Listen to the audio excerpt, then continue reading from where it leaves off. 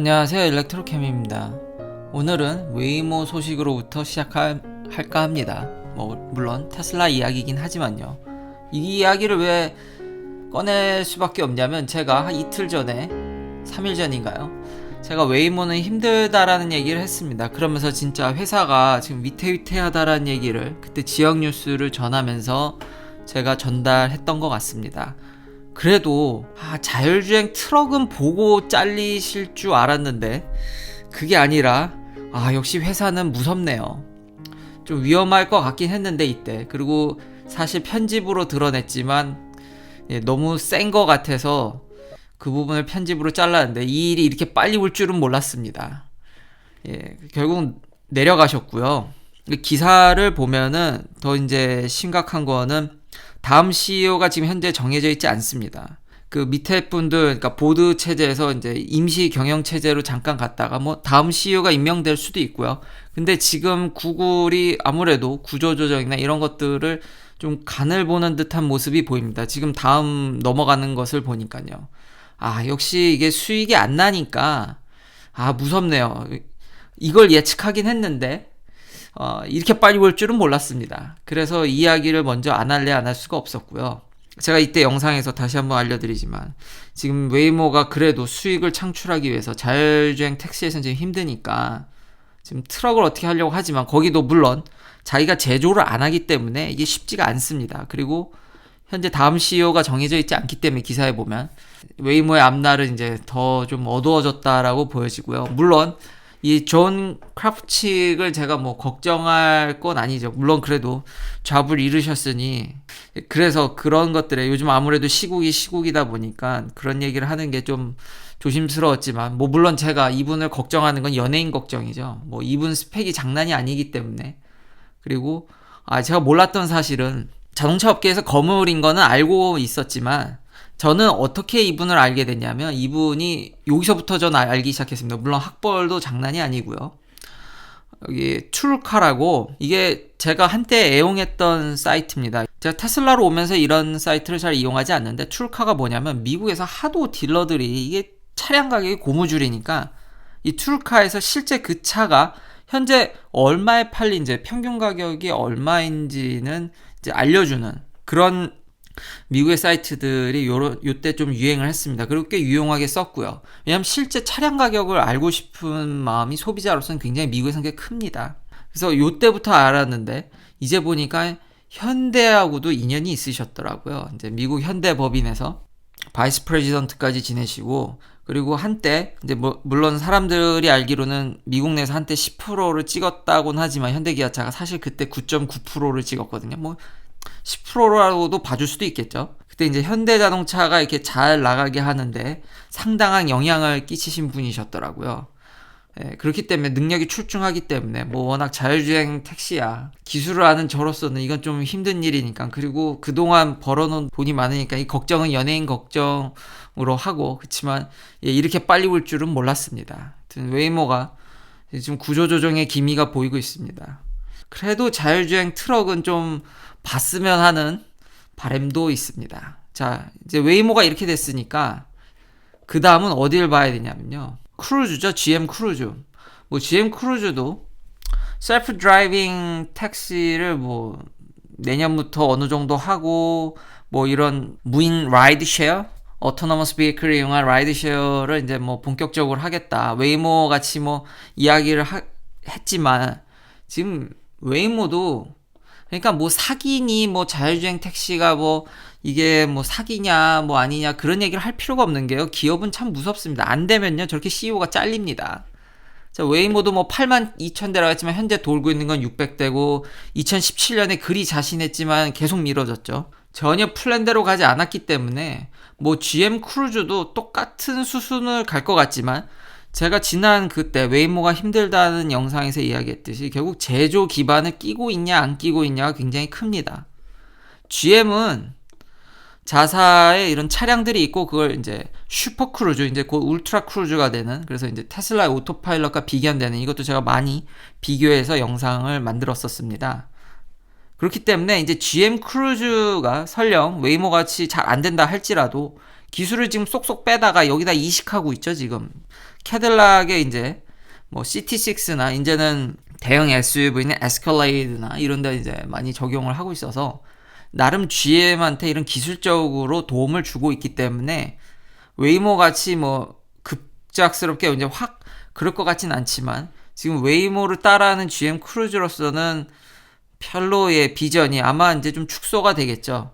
축소가 되는 수순이지만 뭐 웨이모 같이 좀 아주 위태위태하진 않다. GM이라는 그래도 이런 제조 기반의 회사가 뒤에 버티고 있기 때문에 여차하면 기술을 이식해서 같이 동반자로서 갈 수 있기 때문에 여기는 조금 그래도 더 오래 버텨지지 않을까. 그리고 이 크루즈가 아마 웨이모가 만약에 그런 트럭에 대한 레벨 4 오토노머스 드라이빙이 좀 물류에 있어서 좀 안 된다면은 정말 구글이 그렇게 접어버린다라면은 GM 크루즈가 그래서 받아서 할 여력 정도는 되지 않을까라는 생각을 합니다. 근데 이게 GM의 주식을 보면 지난 한 6개월 동안 진짜 GM도 많이 올랐습니다.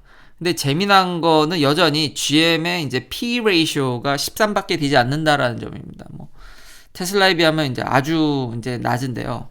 그리고 디바이든 일드는 나쁜 편은 아닙니다. 2.63%면. 배당이 좀 높은 편이죠. 근데 이렇게 GM의 P 레이쇼가 이렇게 낮게 평가되는 이유가 뭔가 임팩트 있는, 그러니까 다 이렇게 나름 노력도 하고 전기차로의 전환도 하려고 하고 아까 그 보면 크루즈 같은 데도 투자를 해서 뭐 다 하긴 하는데 임팩트가 좀 떨어진다라는, 뭔가 소비자들한테 강력하게 내가 이렇게 변신한다라는, 그러니까 아직도 저도 계속 저 같은 사람도 내연기관에 대한 이런 불신임 이런 것들이 깔려있기 때문에 이렇게 P 레이쇼가 낮은 게 아닌가. 물론 GM 볼트라는 이제 좀 많이 대량 생산할 만한 차들을 좀 뭐 열심히 준비는 하고 있지만 지금 최근에 또 GM 험머 EV SUV 버전을 내놨습니다. 그런데 역시나 일찍 팔 생각은 없고 가격이 너무 비쌉니다. 뭐 성능은 그때 보여드렸던 험머 EV 픽업 트럭과 거의 유사합니다.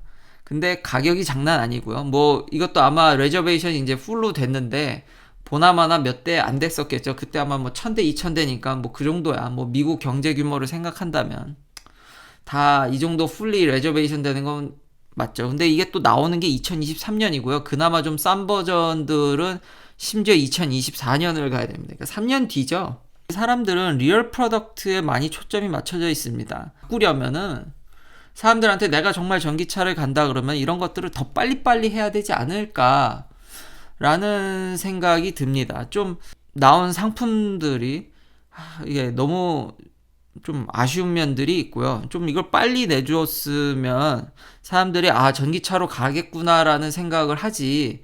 근데 물론 이해는 됩니다. 이렇게 비싼 모델을 내놓을 수밖에 없는 거는 계속 얘기하지만 딜러십과의 마찰을 최소화하려면 결국 비싼 모델을 낼 수밖에 없고, 이게 또 자꾸 그리고 그 세미컨덕터 쇼리지를 얘기하시는데 이게 예상보다 많이 팔아서 그런 거지, 지금 제가 그때 말했듯이 갑자기 막 안 팔리고 이게 아니라 다 차 잘 팔고 있습니다. 너무 잘 팔아서 그렇지. 물론 이제 토요타 대비해서 GM이나 포드의 그 리바운드 폭이 좀 떨어지긴 하지만 지금 자동차 메이커들이 상당 부분 지금 돈을 역시 많이 풀어서 그런지 지금 소비가 어느 정도 올라오고 있습니다. 다 판매량이 점핑을 하고 있는데 이제 일본 브랜드들이 많이 점핑하고 현대기아차도 많이 점핑을 했습니다. 반면 GM 포드도 올라왔지만 좀 그렇지만 차는 잘 팔고 있습니다. 그냥 이런 타이틀이 나오죠. 칩 쇼리지가 있음에도 불구하고 이번 분기 물론 테슬라만큼의 성장을 보여준 회사는 다 하나도 없습니다. 다 많으면 20-30%, 뭐 적으면 한 2%, 5%, 뭐 8%, 뭐 요 정도지. 근데 여튼 잘 팔고 있습니다. 그러니 이걸 넘어가고 싶지는 않겠죠. 아직은 내연기관을 더 팔고 싶어하는 모양이 굉장히 보입니다. 그렇기 때문에 사람들이 그렇게 믿음을, 그러니까 성장 가능성을 그렇게 주지 않는 거고요. 이 미국 내 판매량도 어느 정도 집계가 돼서 이제 테슬라의 모델 Y 판매량이 지난번에 제가 인도량을 얘기했죠. 정말 미친 인도량이죠. 모델 Y의 인기가 얼마나 대단한지 미국 내에서 지금 압도적입니다. 2등이 당연히 모델 3고요. 3위가 볼트입니다. 그러니까 이런 거 봐서는, 그리고 이 포드 마기도 계약은 됐지만 인도가 지금 잘 안 되고 있죠. 아우디 이트론도 여기 있고요. 의외로 이제 포르쉐 타이칸이 이제 많이 팔았습니다. 2,000대면 꽤 판 겁니다. 근데 이것도 이제 거의 줄다가 기사를 찾아보니까 이 포르쉐 타이칸이 그래도 이렇게 2,000대까지 반등할 수 있었던 거는 지난번에 제가 소개한 정말 모든 기능은 다 빼고 주행거리나 성능을 다 떼고 역시 참 그 브랜드 밸류가 갖는 위력이 대단하다라는 느낌을 여기서 받았습니다. 그러니까 정말 그 안에 있는 성능은 다 뺐는데 그 타이칸에 정말 타이칸으로 부를 수 있을지 좀 안타까운 차인데 역시나 그 포르쉐 타이틀을 얻기 위해서 그래도 판매량이 좀 증가한 모습을 보여줬고요. ID4는 뭐 나온 지 얼마 안 됐으니까 이제 한번 지켜볼 필요는 있지만 스타트는 아직은 저조하다라는 점. 역시 미국 내에서 소형 SUV 인기는 중소형 SUV 인기는 정말 하늘을 찌를 듯 하고요. 지금 그 차량 세일즈에서도 토요타의 RAV4나 이제 혼다 CR-V의 엄청난 판매량이 보이고 있거든요. 역시 그 정도 SUV. 저도 모델 3 아직 안 팔았습니다. 저 차 2대 잘 쓰고 있고요. 단지 요즘 가족과 함께하는 시간이 늘다 보니까 제가 모델 Y를 주력으로 쓰는 거고요. 저 혼자 탈 때는 모델 3를 탑니다. 그리고 이제 마지막 뉴스로 역시 콜로라도에서도 이제 지난번에 애플이 테슬라 이제 배터리를 사가서 이제 솔라 프로젝트와 이제 테슬라 배터리를 쓴다고 제가 이야기를 했었는데 이제 콜로라도 주에서도 이런 여러 솔라 프로젝트, 그때도 제가 예측을 했듯이 미국 내에서는 이제 테슬라 배터리가 워낙 저렴하기 때문에 안 쓸래 안 쓸 수가 없고요. 그리고 구독자님께서 댓글에 남겨주셨듯이 이제 오토비더라는, 그러니까 테슬라는 소프트웨어 기업이기도 합니다. 데이터 기업이기도 하고요.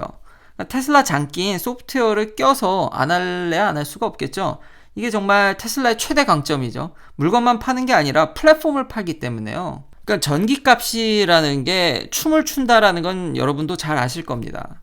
왜냐하면 수요가 매일매일 변하기 때문에 밤에는 싸고, 그래서 심야 전력은 싸고 낮에는 엄청 비싸죠. 그러니까 그런 전기를 효율적으로 관리해주는 테슬라 특유의 이 머신러닝을 이용해서 최적화를 하는 겁니다. 그리고 팔아놓은 배터리를 그냥 배터리만 팔고 끝나는 게 아니라 이게 다른 회사들과 완전히 차별된 점입니다. 이렇게까지 하는 배터리를 팔면서, 에너지 스토리지를 팔면서 이런 미국 내에서 체계적으로 이 정도 레벨로 옵티마이제이션과 관리를 하는 회사가 없습니다. 물론 이제 차츰차츰 경쟁사들도 다 따라 하겠죠. 그러니까 테슬라는 배터리만 파는 게 아니라 지난해 3GWh 정도의 에너지 스토리지를, 그러니까 아직은 이런 에너지 스토리지 사업이 차량 파는 거에 비해서는 그렇게 아주 큰 편은 아니지만 이래서 테슬라의 잠재력이 무섭다라는 거죠. 그냥 배터리만 팔아놓은 게 아니라 그거 이제 관리적인 총체적인 관리를 아주 효율적으로 해주는 걸 테슬라가 돈 맡아서 혹은 이제 도움을 주는 걸로 결국 팔아놓은 배터리들을 다 관리를 하겠다는 거죠. 역시 테슬라는 모든 면에 있어서 이 올가매는 것들이 엄청 뛰어나기 때문에 그러니까 이런 면들을 무시하면 안 됩니다. 이렇게까지 세트로 움직이는 회사가 없습니다. 결국 테슬라는 에너지 기업이기도 하고요.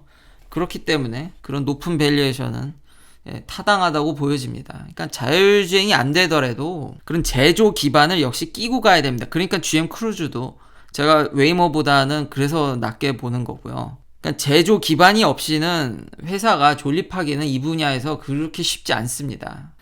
그리고 마지막 개인적인 소식으로는 저희 와이프가 그때 제가 이 뉴욕에서 거의 성인은 거의 이제 백신이 다 풀렸는데 광클릭에 엄청난 클릭 신공에 성공을 해서 예상보다 빨리 맞아서 오늘 백신을 맞았습니다. 파이저를 맞았고, 위치나 이런 것들은 뭐 집 근처에 되면 좋기도 하겠지만 좀 떨어지더라도 뭐 장소 불문하고 갈 수밖에 없는 상황이긴 합니다. 빨리 맞고 싶으면. 그래도 클릭에 성공해서 빨리 이렇게 선정이 돼서 맞게 됐는데 다행히도 별 부작용은 보이진 않습니다.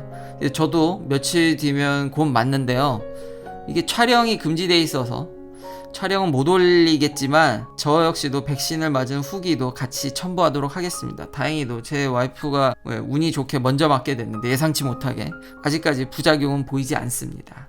하루빨리 이 백신들이 모두 보급돼서 코비드 이전으로 다 돌아갔으면 좋겠습니다. 긴 영상 시청해주셔서 감사합니다. 내일도 테슬라 관련 이야기들로 찾아뵙겠습니다.